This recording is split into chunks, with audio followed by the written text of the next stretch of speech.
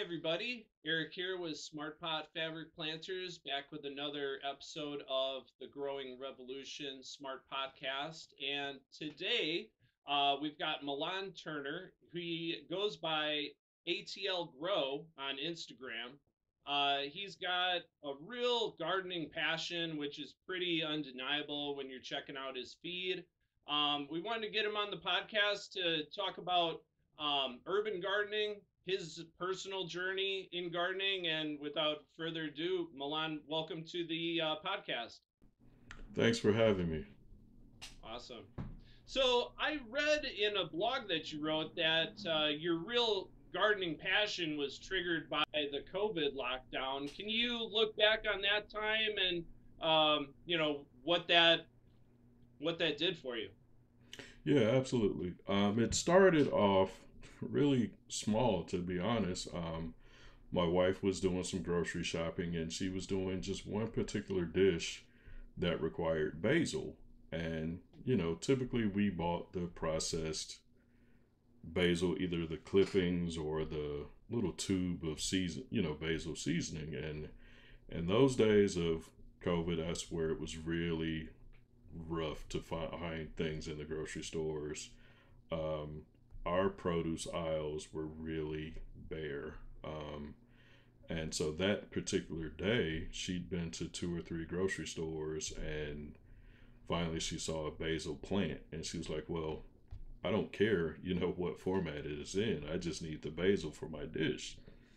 So she bought the plant and she picked off, the leaves that she needed for that dish and just kind of sat the plant there. And that was the days where you didn't leave your house much. So you're walking back and forth by the kitchen and you see the plant there, and it's like, I think I might want to try to keep it alive. And so it started off with me just kind of little water bit by bit every day. And the plant started to get all spindly and, struggling. And I had another friend who's in the gardening, and I showed her a picture of it, and she was like, "Yeah, it's leggy," and I was like, "What?"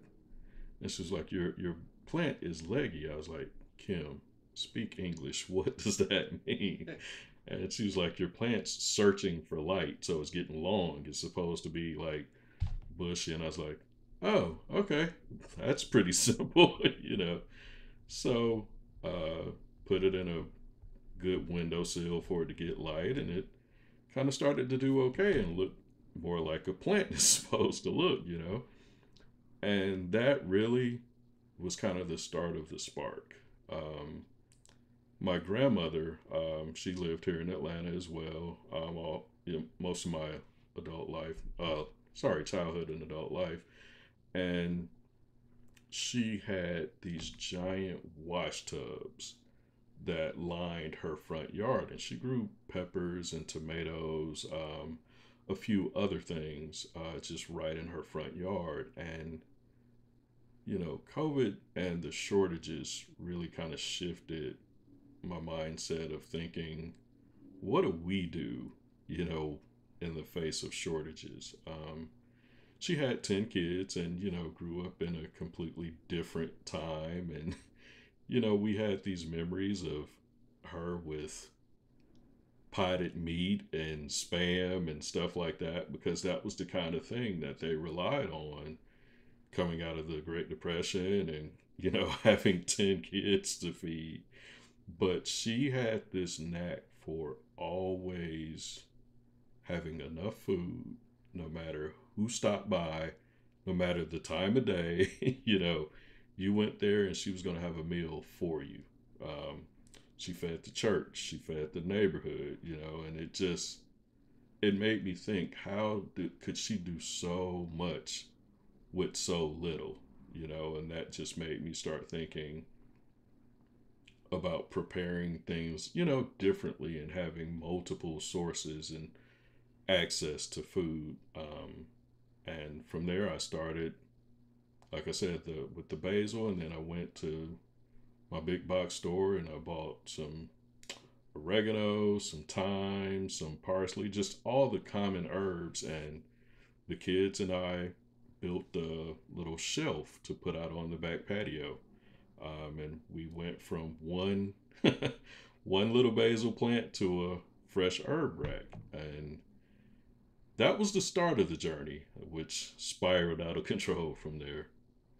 Yeah, that's kind of how most people's gardening journeys go. It starts with one, maybe two plants, and then it just spirals from there, and pretty soon you're surrounded by them. So, but yeah, kudos to you for, thinking about your food security. Because yeah, when COVID started, like, you didn't know, how long the lockdown was going to last. You didn't know if you were going to be able to get food. I started my victory garden, so it's good that you started yours too. Um, so, a lot of people have heard of the term food desert, and I was wondering if you could describe what that means to you, and are things getting better or worse in your area as far as you can tell? So Atlanta is defined as a region that's classified as a food desert, and a food desert, the common nomenclature for it, it's an area that has a lack of easy access to fresh foods and vegetables. And there are different categories. You'll hear it broken down to a neighborhood that doesn't have fresh food within a mile or 2 miles. The range varies, right? But there were multiple regions of Atlanta that were really high percentage, like 50, 60% around 2015. And the city really started to pay attention to that, and so we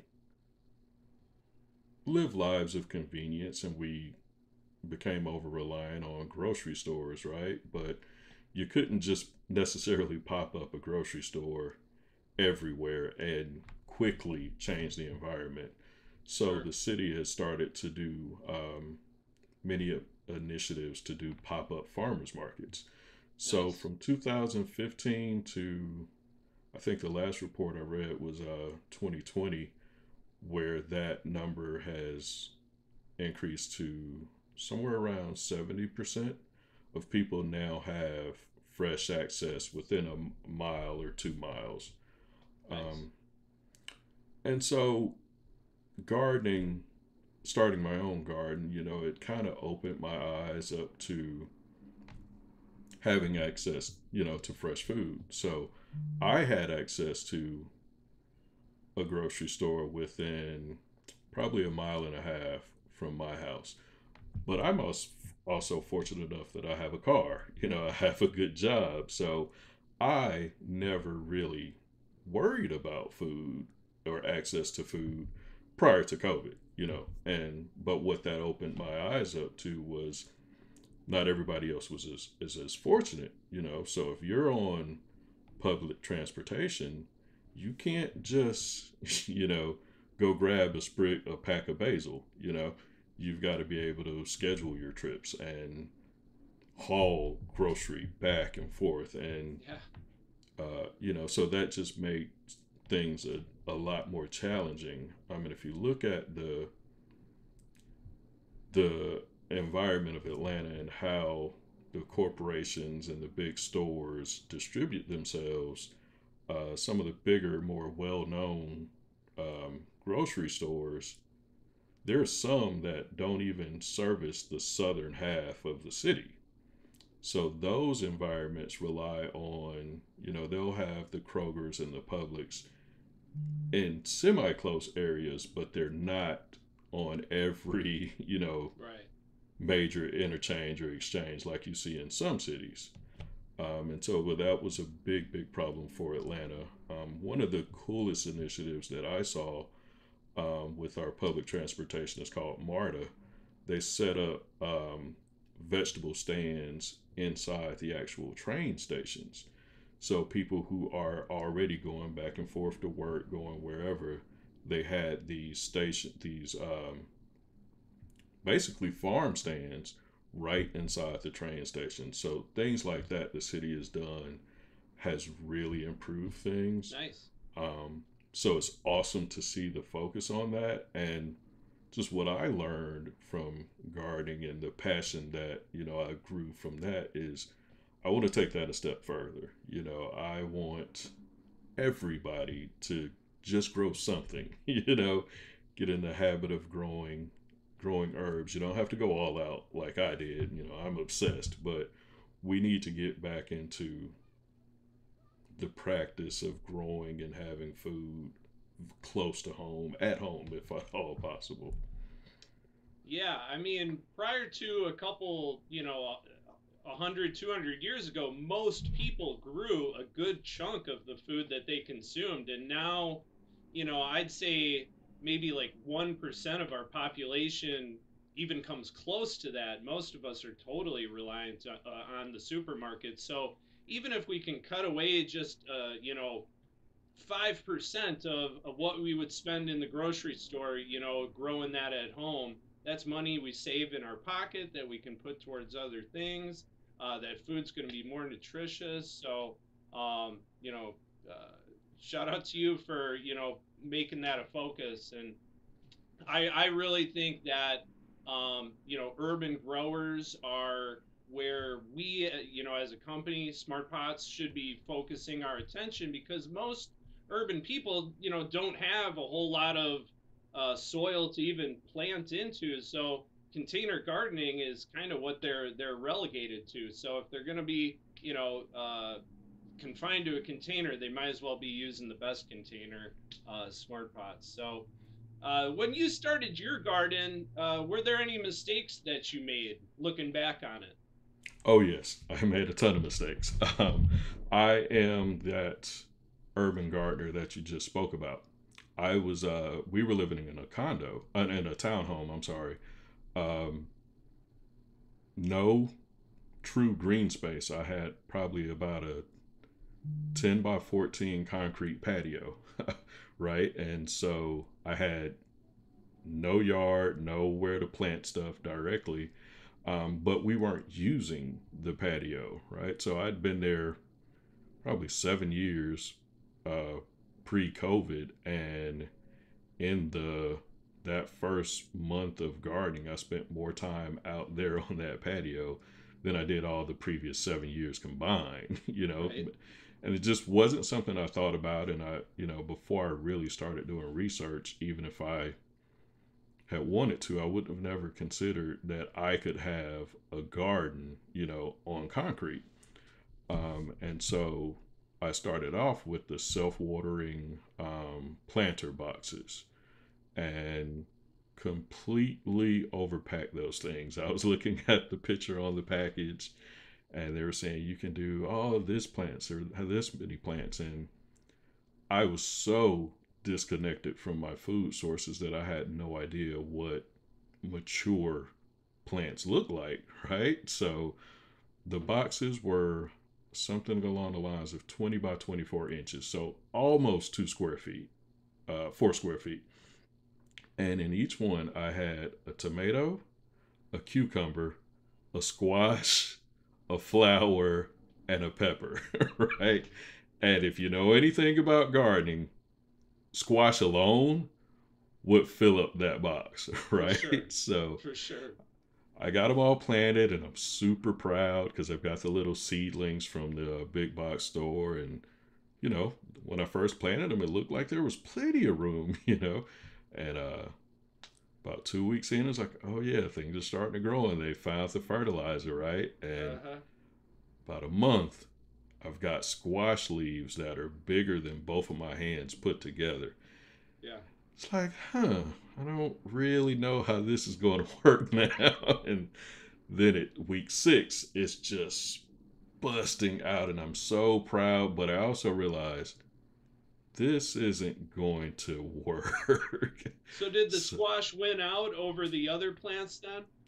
Did it just shade they out the other ones? they completely shaded it out, but I call myself being smart. The planters are on wheels. I just turned them so that the squash is on the back end so that the There you go. smaller plants were getting the sun. But that didn't quite fix it. So the uh, the squash actually started putting out fruit. The cucumbers started putting out fruit, and everything else was kind of struggling, but I still thought I was kind of doing okay. And then the squash was like, okay, too much stress, and it started to go limp, and the other stuff started to struggle. And that's when I was like, all right, I need to kind of figure out what's going on here. And that's kind of where I started to learn more about plant spacing. And I spent some time looking at a square foot gardening, just looking at the recommendations, and they're like, yeah, you need like 4 square feet for one squash plant, and 2 square feet for the tomatoes that I had. And I was like, so I had all this stuff crammed in this box. And so I finally made a decision to take out the squash. And no joke, as soon as I did that, everything just took off. Mm-hmm. So, it was still tight because you can get away with planting pretty densely, but not if you've got a heavy feeder like that. And,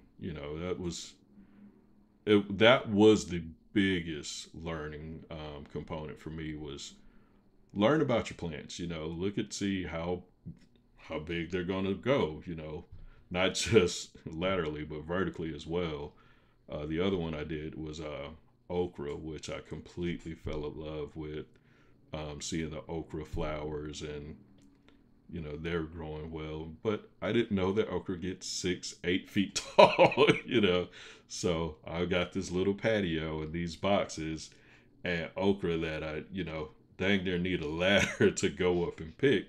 And if you know about okra, if you don't pick it every day, every 2 days, it gets super long and super woody, and so you got to harvest it. So that became a challenge. So I learned a ton really, really quickly. But the thing is, just make sure you're looking at your seed packets or your plant tags, and get a better understanding of what the mature plants are going to look like and do before you plant them.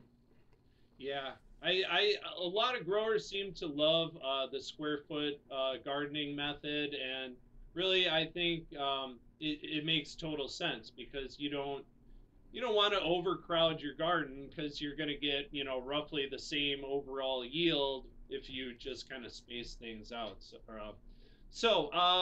Getting into smart pots specifically, you won our 4x8 urban raised bed in a contest that we had last year, and you got to plant it up this spring. How did that construction go for you, and what are you growing in there currently? Yeah, it was awesome. I think I won that contest from a contest that you did with Callie Kim, who I've learned a ton from. I watched her videos, pretty early on. And so, that was also one of those things I wanted, and it shipped out, and I opened it in the living room, and my wife is looking at me like, what in the world are you going to do with that? And I was like, I don't really know, but I'll figure something out. Because it was big, so big it would have covered up the full patio. For sure. And no joke, like 2 weeks after that, we found out we had an opportunity to either buy our current place, or yeah, we found out we had an opportunity to buy the current place we were in because we were renting. And at that time, I just had a newfound appreciation for being outside and completely obsessed with gardening at that point. And we said, well, let's go ahead and look and see, what else is out there. And the Atlanta real estate market was crazy at that time, and it still is crazy. But we quickly found a home that we fell in love with, almost a half acre of property. And so I went Nice. from no no lawn to a half acre to take care of.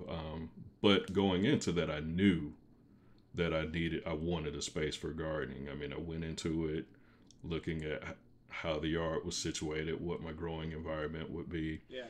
and Which so which way is facing south so you can plot your plants accordingly. I was in every house we looked at. I was out there with my phone and a compass, checking the orientation of the backyard. Like, no joke, Nice. I was that serious about it, and so fell in love with this place that we actually went on to purchase. And so, as soon as I saw it, I had this dream of just this backyard just filled with, traditional gardening and different types of gardening. But uh, the same day, I learned that it was on a septic system, right? And so it's got a rear drain field, and that just doesn't match with in-ground gardening. Especially, you have to be really careful with um, gardening in that environment. But I did a little bit more research and learned that if you're strategic with placement, raised beds can be the solution. And so that's where I was like, okay, I'm going to go up the level and away from the septic system, so there's no risk of Nice. contamination. Everything drains away, and I went with built out the big 4x8 smart pots bag, and it you hear 4x8, but you don't really feel it until you open that thing up. And so I got it. Went and got the PVC from the big box store and got the connectors, and it was a breeze to set up. You was literally just cutting the PVC, which a simple PVC cutter, no power tools or nothing. So that went really well. Another advantage to that one over because I also installed two other metal raised beds. Those I had to level out and make sure the ground was, suitable for that. But with the smart pots, I did an experiment. I was like, well, the ground is close to level. It's not exact. It's got a slope to it, but with the bags being fabric, you know, I could control kind of the grade. So I intentionally did not level that spot. And sure enough, I then, as I filled it in with the compost, I leveled off the compost. So it was actually significantly less work Nice. setting that bed up as opposed to the metal beds. Um, and so I planted that out. I did that as a early round brassica bed because I was still trying to get my the metal bed set up. So I planted collards, broccoli, cauliflower, cabbage, couple varieties of kale. I put like a lot of stuff in it and have had absolutely amazing harvests. That area gets a little bit more shade than the metal beds, but I actually think that worked into my favor because that limits it to probably, I think it's right at 6 hours of full sun. Um, and that has gotten me really, really great results. And when I compare that to my neighbors and some of my other friends who are growing stuff, they have not been able to get their broccoli and their cauliflower and stuff to head. And sure enough, I've got really, really good size broccoli. I've got a cabbage that I need to pull, but I'm kind of being greedy and seeing how big I can get it to be. So I'm going to have that one ready for display pretty soon. Nice. Nice. So you've used other fabric bags in the past. Have you noticed any difference between like Smart Pod fabric and the other ones? Absolutely. Being completely honest, you start out with gardening and you're experimenting and you're not always willing to invest, into the better stuff starting just out. And For sure. I, like a lot of people, I jumped on Amazon and, I saw that 10 pack of bags for whatever it was, $20. And it was just okay. I quickly found out that those rot faster and I get more of the mildew or the buildup, on the outside. And something that urban growers often have to deal with is we have to move stuff around, we have to resituate stuff, we have to shift it over here because there's more light here, or Yeah. those things. And that's where bags are really, really convenient for urban growers. And when you get those 5 10 gallon bags and those straps start breaking on you, that bag it's pretty much useless at that point. And so I've got a couple of the 15-gallon smart pot bags with the built-in handle, and those are Nice, rock solid. nice. So yeah, that makes a tremendous difference. Yeah, it's hard to tell the difference between fabrics online. You know, fabric kind of looks like fabric, but yeah, we the company spent like a decade tinkering, to get the fabric just right. And yeah, the knockoffs, they might, get you close, but I'd say the main difference is strength and longevity. Mm-hmm.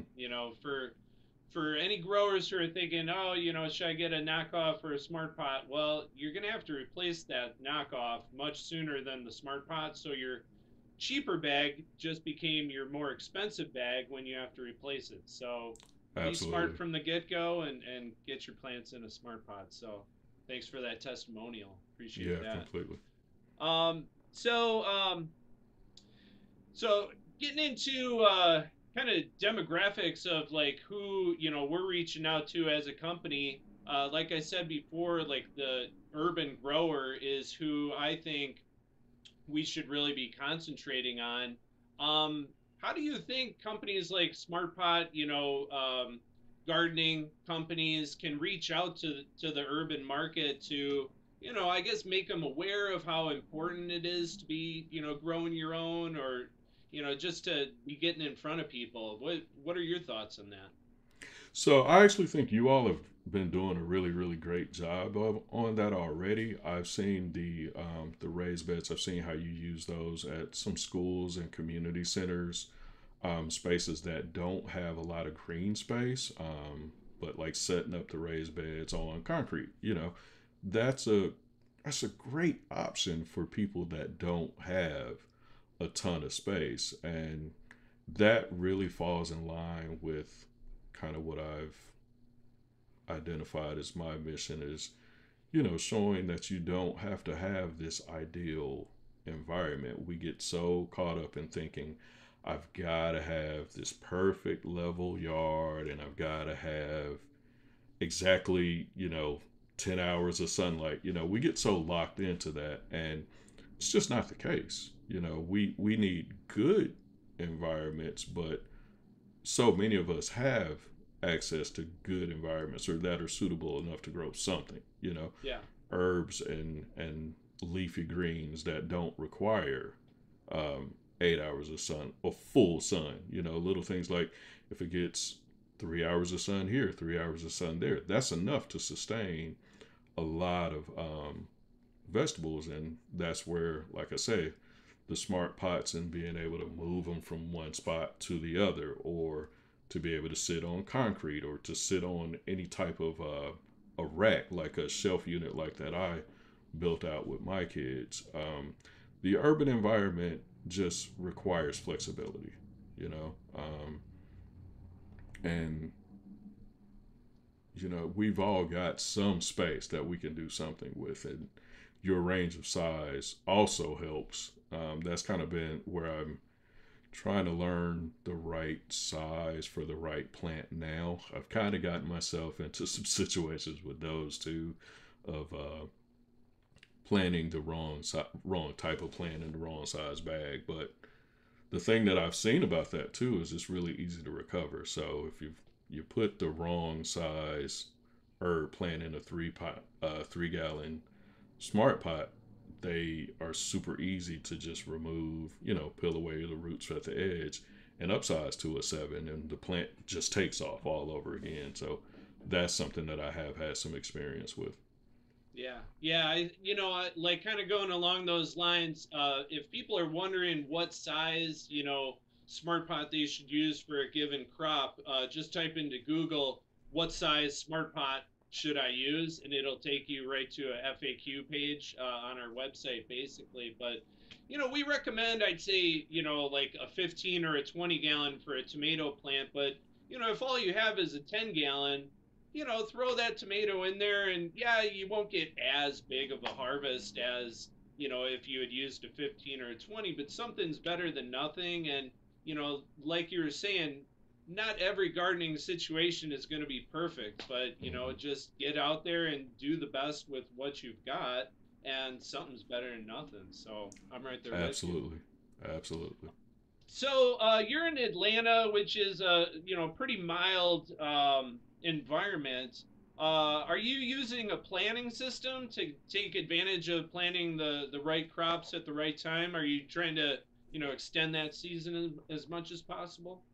So that's where I have to remind myself that I am still, by every other metric, still a beginner gardener, right? So I was able to take off with the spring summer gardening. That's easy stuff. You just Hmm. put the stuff out, you get plenty of sun, keep them watered, and they're good. And this is really the first year, after the move, that I started to spend a little bit more time looking at what can be grown in the different seasons. And so that's where, like I mentioned, my brassicas, I started them uh, a few weeks before our last frost, and so they did really well. I do need to do something about them now because we're going to hit the 90s pretty consistently from here on. But yeah, that's I haven't found a true, automated type system, but I've been more mindful of looking at the planting charts from like the Farmer's Almanac and getting it more in line with the, I guess you would say, the seasons and what those planting dates are. The other thing that I'm trying to do much better about is succession planting and how that lines up with taking advantage of the seasons as well. I kind of have a all or nothing mindset, and that can get me in trouble sometimes. So I think, oh, I've got all my spring summer stuff, started and planted, but I've got like months, tomatoes and peppers. They'll grow all the way until the frost hits, but we don't hit frost until typically late October, early November. Hmm. So I need to start, some more plants and getting more seeds planted for that, and then making sure I'm prepared for the fall. And the big thing I want this year, I want homegrown collard greens for Thanksgiving dinner. That is my Nice.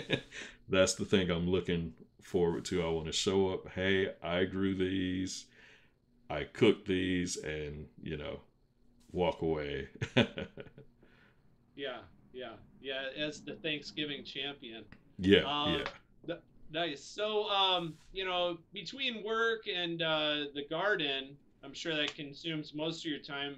What are you doing when you're not in the garden? If I'm not in the garden, my kids will tell you I'm out in the out in the yard, cutting the grass, revamping this yard. We took over a older yard that needed some TLC. And other than that, I spend as much time as possible with my kids. My oldest son just graduated from high school, and my daughter just completed her freshman year in high school, and she's a tremendous soccer fan. So we spend a lot of time. You see the posters. We're big Atlanta United fans and big Premier League soccer fans. So we're we're outside all the time. Nice, nice, nice.